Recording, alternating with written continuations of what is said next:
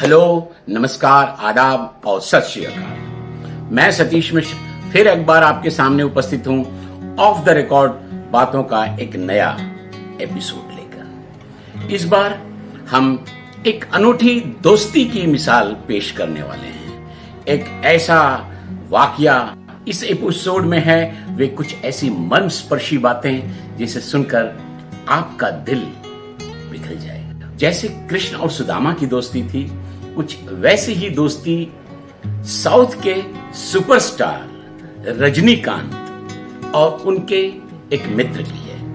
वे कौन मित्र हैं और क्या दोस्ती का आसार है, वो हम आगे देखेंगे। वैसे तो आपने सुना और देखा हुआ है कि आज भले ही अमिताभ बच्चन और दूसरे स्टार सुपरस्टार बने, लेकिन जो लोकप्रियता की दीवानगी राजेश खन्ना के सुपरस्टारडम में थी, उसी तरह उससे कहिए 10 गुना ज्यादा आप रजनीकांत में देख सकते हैं।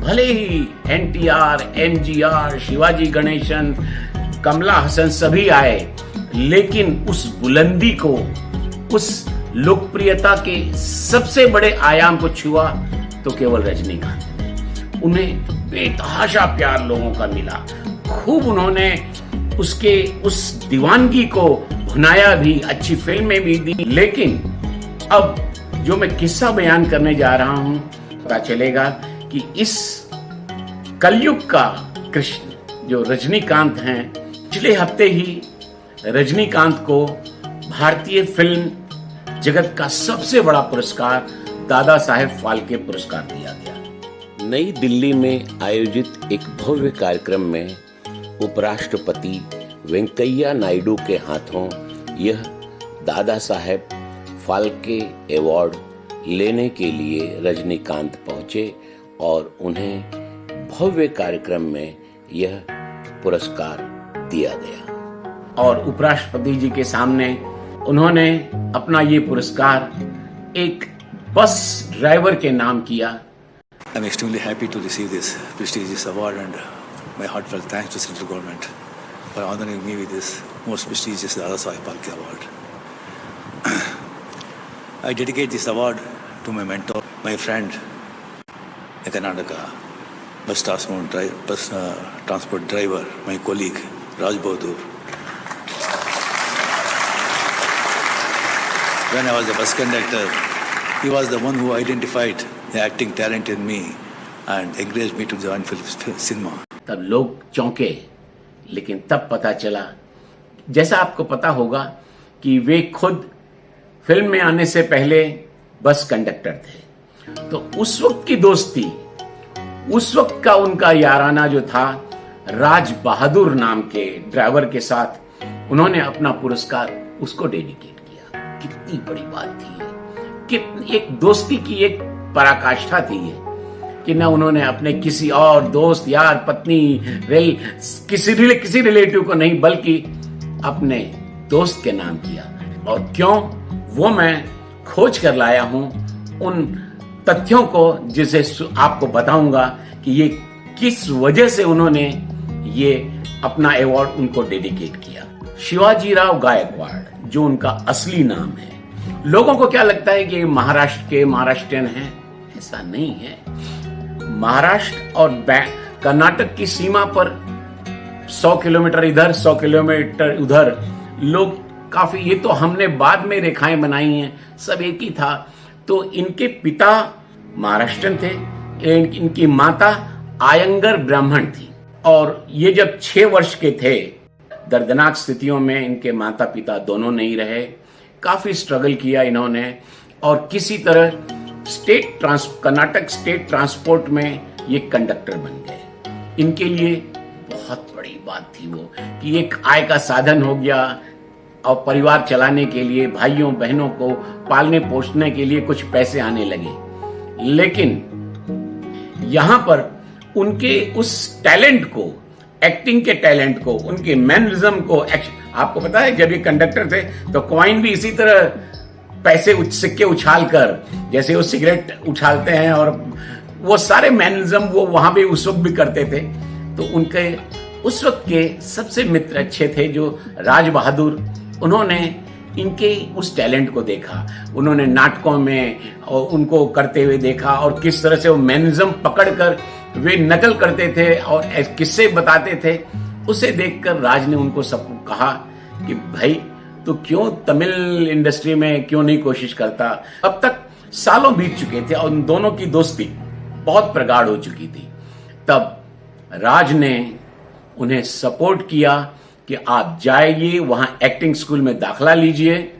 और उस वक्त राज को कितनी सैलरी मिलती थी? 400 रुपए।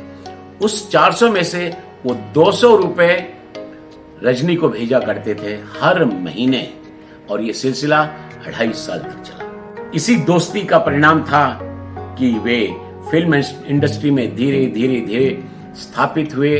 स्थापित ही नहीं हुए, वे एक शिखर तक पहुंच गए। लेकिन जिंदगी में वही आदमी आगे बढ़ता है जो अपनी जड़ें कभी नहीं छोड़ता। रजनीकांत ने कभी राज के उस बलिदान को, उनके डेडिकेशन को, उनकी दोस्ती को कभी नहीं भुलाया, और इस वजह से वे हमेशा आज तक, ये बातें किसी को पता नहीं है कि वे आज तक सबसे दुनिया में करीबी हैं तो राज के।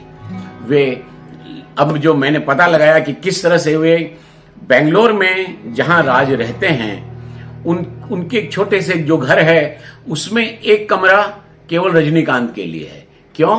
क्योंकि हर 10वें 15वें या महीने में एक बार वहां जरूर अपने दोस्त से मिलने के लिए वे रजनीकांत आते हैं। तो जब ये पूछा गया कि ये कैसे संभव है, रजनी के आने पर तो पूरा शहर टूट पड़ता है, तो पता चला कि वे रात को हमेशा देर रात आते हैं, कभी सरदार के भेष में, कभी तमिल ब्राह्मण के, कभी अलग अलग स्वांग रचकर अलग मेकअप में वे आते हैं। दोनों दोस्त जो है फिर उस कमरे में कैद होकर अपने घंटों खूब बातें होती हैं, और राज बताते हैं कि जो उन्हें पसंद है वही केवल बनता है, और वही मामूली रोटी सब्जी चावल वही खाकर दोनों दोस्त बतियाते हुए कभी एक दिन रुकते हैं या अगले दिन ही सुबह के सुबह गायब।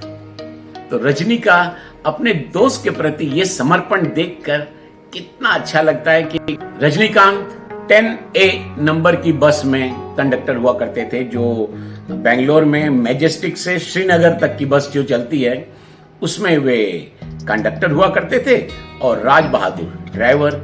वहीं से उनकी दोस्ती, एक ही साथ रहना, एक ही साथ खाना पीना, उनकी दोस्ती आगे बढ़ती रही। आज रजनीकांत 70 के हैं तो राज जो है करीब 80 के होने आए हैं, लेकिन दोनों का याराना आज भी वही 25 और 30 साल वाला ही है। इन दोनों के बीच आज भी वही तू तकाड़ वाली ही बात होती रहती है।